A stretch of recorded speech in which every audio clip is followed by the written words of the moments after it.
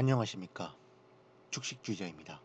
오늘 영상의 주제는 내가 그들을 싫어하는 이유 세 번째 이야기입니다. 네, 오늘 영상의 주제가 되실 분입니다. 지난 편의 클린스만 감독에 이어서 또 다른 인물로 이번 영상의 서막을 열게 되었는데요. 과연 이분이 누구일까요? 바로 황선홍 전 대한민국 U23 축구 국가대표팀 감독입니다. 네. 오늘 영상에서 중점적으로 다뤄지는 인물은 바로 이분이십니다. 지금부터 제가 왜 이분을 중점적으로 다룬 영상을 오늘 만들게 되었는지 그 이유를 하나하나씩 설명해 드리고자 합니다. 네, 2021년이었죠. 9월 15일입니다. 김학범호가 도쿄올림픽의 8강에서 떨어지면서 기대 이하의 경기력을 보이자 결국에는 감독직에서 물러났고요. 그래서 그 뒤에 감독으로 누가 될 것인지에 대해서 말이 많았습니다. 여러 감독 후보군들이 많았는데요. 결국 몇 개월 뒤인 2021년 9월 15일 새로운 U23 대표팀의 감독으로 황선홍 전 감독이 내정되었고 선임되었습니다. 황선홍 감독이 부임하자마자 비판 여론들이 굉장히 많았습니다. 비판 여론들이 많았던 이유가 바로 2015년 이후 내리막길을 걷는 감독이었기 때문입니다.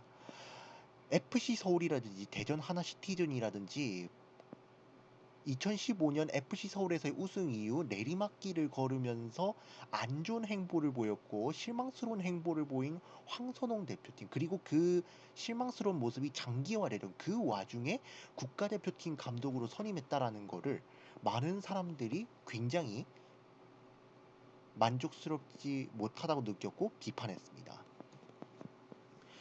U23 대표팀, 올림픽 대표팀은요, 병역 문제가 걸린 대회인 아시안 게임과 올림픽을 담당합니다. 대한민국에서 건장한 남성으로 태어난 이상 군대 관련된 문제는 피할 수가 없습니다. 그런 문제를 해결하는 대회가 바로 아시안 게임과 올림픽인데 이 두 개의 대회를 U23 23세 이하 대표팀이 관장을 합니다. 그렇기 때문에 A 대표팀 못지않게, 아니 어쩌면 A 대표팀보다 더 중요하다고 할 수 있는 겁니다. 이 나중에 알려지게 된 사실이지만 이때 당시 황선홍 감독의 선임에는 정몽규 회장의 의중이 반영되었다라는 것이 밝혀졌습니다. 정몽규 회장이 본인의 고집을 내세워서 수직적으로 감독을 내려 꽂았다라는 그런 사실이 밝혀지면서 논란이 되는데요. 이 점은 충분히 비판받아야 할 사안입니다. 왜냐?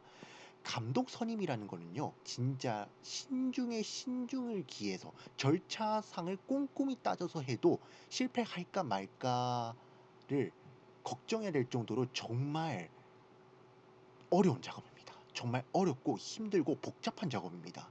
그리고 한국 축구의 미래를 책임져야 되는 중요한 임무를 맡았기 때문에 당연히 그 중요도는 높을 수밖에 없습니다. 그런데 그런 감독 선임을 클린스만 때도 그렇고 이때 황선홍 때도 그렇고 본인만의 독단적인 판단에 의해서 수직적으로 내려 꽂았다라는 거는 정말 북한 같아요. 정말. 이런 말을 해도 될지 말지 고민했는데 진짜 북한 같아요. 정말 위에서 꽂으면 그냥 알아서 다시 해야 되는, 말도 안 되는 비민주적인 그런 행위가 벌어졌던 거죠. 그런 점을 고려해서 보면 정말 욕이 안 나올래 안 나올 수가 없는 상황이지요. 네, 뭐 걱정이 많았습니다. 저도 마찬가지지만 많은 분들이 걱정을 했습니다.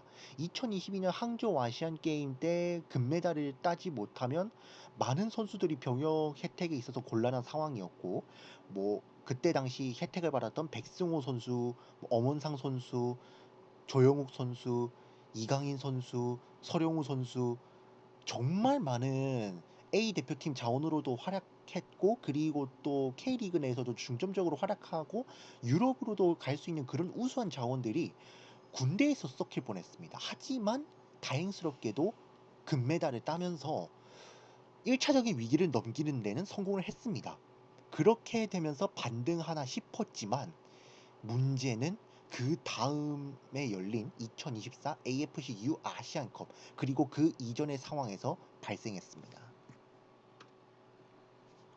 네, 2024년 2월 27일 올림픽 대표팀 감독이었던 황선홍 감독이 3월에 열리는 2026 월드컵 아시아 2차 예선 3, 4차전 태국전을 위한 A매치 임시 감독직을 맡게 되었습니다.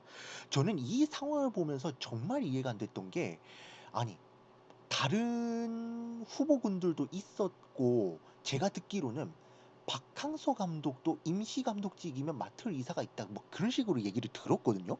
그리고 박항서 감독이 될 것 같다라는 그런 얘기도 들은 적이 있었습니다. 그런데 뜬금없이 황선홍, 그것도 올림픽 대표팀을 맡고 있는 감독이 뜬금없이 갑자기 올림픽을 앞둔 중요한 이 시점에서 A매치 대표팀 감독을 한답시고 그렇게 떼빵을 한다?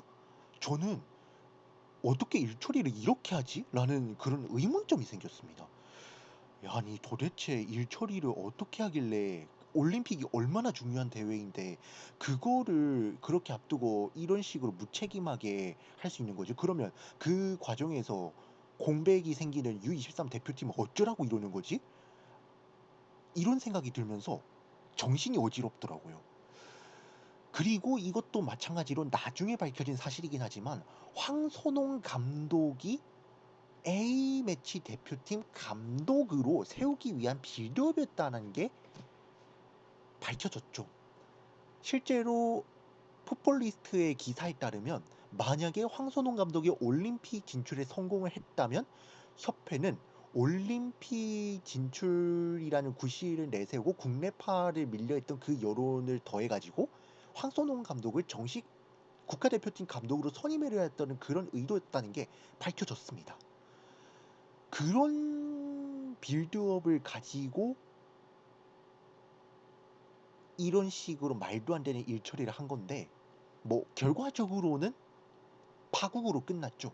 결과적으로 모두가 알다시피 파국으로 끝났지만, 이런 식으로 일처리를 한다라는 게 저는 21세기 대한민국 2020년도에서 일어날 수 있는 일이 맞는 건가 라는 생각이 들 정도로 정말 후진적이고 미개한 그런 과정이었다라고 저는 평을 합니다. 2024 AFC U23 아시안컵. 네. 이 대회는요, 2024 파리올림픽 티켓을 따내기 위해서 굉장히 중요한 대회였습니다. 그런데요, 선수 차출에서부터 논란이 생겼습니다. 나중에 대회가 끝나고 난 뒤 황선홍 감독의 인터뷰에 따르면 이런 내용이 나왔습니다. 선수 차출 관련해서 협회 측의 지원을 거의 받지 못해서 코칭 스태프가 직접 영국 등으로 날아가 선수 차출 협상을 시도했다라고 그렇게 밝혔습니다. 그리고 구단 측에서는 다른 데서는 협회 관계자가 오는데 너희는 왜 감독이 오냐면서 의문을 표했다고 하죠.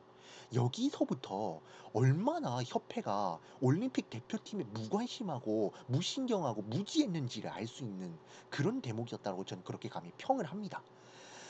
배준호 선수랑 양현준 선수 같은 경우는 뭐 각각 스토크시티랑 셀틱에서 주전으로 뛰고 있었기 때문에 차출이 불가능하다는 점을 감안해도 브랜트포드에서 뛰는 김지수 선수라든지 아니면 셀틱에서 뛰는 오영규 선수는요, 정말 그 대표팀 내에서 거의 뛰지 못하는 자원이었고 실제로도 뛰지 못했어요. 그 이후로도. 그래서 끌고 올 수 있는 자원이었음에도 불구하고 데려오지 못했다라는 거는 정말 협회가 무능력하다라는 거를 보여준 아주 대표적인 사례라고 할 수 있다. 저는 감히 이렇게 얘기할 수 있습니다. 특히 이 대회에서 가장 아쉬웠던 게 바로 수비였는데요.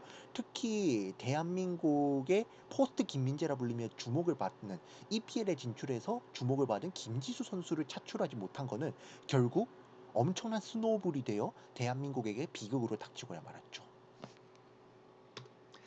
네, 결과는 모두가 다 알다시피 8강에서 인도네시아한테 승부차기까지 가는 접전 끝에 탈락하면서 2024 파리올림픽 축구 남자 축구 티켓을 얻지 못했습니다.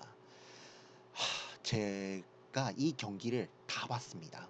전반, 후반, 연장 그리고 그 승부차기 그 3 시간 30분 정도 되는 그 긴 걸 새벽에 잠도 안 자고 그걸 봤는데 정말 화가 나더군요. 정말 잠이 안 오더라고요. 이런 식으로 경기를 하나? 인도네시아를 상대로 이렇게 빌빌대는 게 맞나? 그리고 여러 가지 생각이 들면서 잠을 못 잤습니다. 분하더군요. 정말 이때 경기를 본 많은 사람들도 아마 저와 같은 심정이었으리라 그렇게 예상합니다. 예, 우리가 겪어야 되는 현실입니다. 이제 파리올림픽 개최까지 일주일도 채 안 남았죠. 지금 이제 보니까 파리올림픽을 위한 그런 선수단이 파리로 출국을 했다. 그런 뉴스들이 나오고 있는데 이번 파리올림픽에 참여한 선수들이 150여 명도 안 된다고 합니다. 예전에는 그래도 200명을 넘기곤 했는데 150여 명도 안 되는 140여 명 정도 되는 역대 최소 규모의 선수단을 데리고 파리올림픽에 가게 되었습니다. 뭐 다른 구기 종목들에서의 부진도 한몫을 했지만 남자 축구라는 인기 종목 그것도 갈 것이 유력시되던 종목이 못 가게 된 거는 너무나도 뼈 아팠죠. 남자 축구를 볼 수 없습니다. 네, 말 그대로 못 봅니다. 대한민국 축구를 2024 파리올림픽에서 볼 수 없습니다. 막 일본이나 아니면은 뭐 아르헨티나나 다른 나라는 또 올림픽 축구 열심히 응원하겠죠? 근데 우리는 그거를 바라봐야 됩니다. 남들이 그렇게 참여해서 하고 있을 때 우리는 그거를 멍하니 바라볼 수밖에 없습니다. 올림픽 개막하기 전에 축구 경기 조별리그 1차전을 하는데 그때 경기를 보면서 이제 올림픽 분위기도 슬슬 달구고 막 그래야 되는데 그러지 못한 상태에서 올림픽을 볼 생각을 하니 참으로 가슴이 답답합니다. 정말. 네, 이 비극 상황을 돌이켜보며 여러 가지 생각을 많이 했습니다. 물론 황선홍 감독에게도 비판할 부분이 없는 건 아닙니다. 황선홍 감독에게도 비판할 부분 당연히 있죠. 특히 인도네시아전에서라든지 아니면 그 이전에서 드러난 세부적인 전술 능력의 부족, 그리고 중원이 삭제된 마치 클린스만의 단점을 그대로 빼다 박은 듯한 모습을 보인 거는 충분히 비판을 받아야 합니다.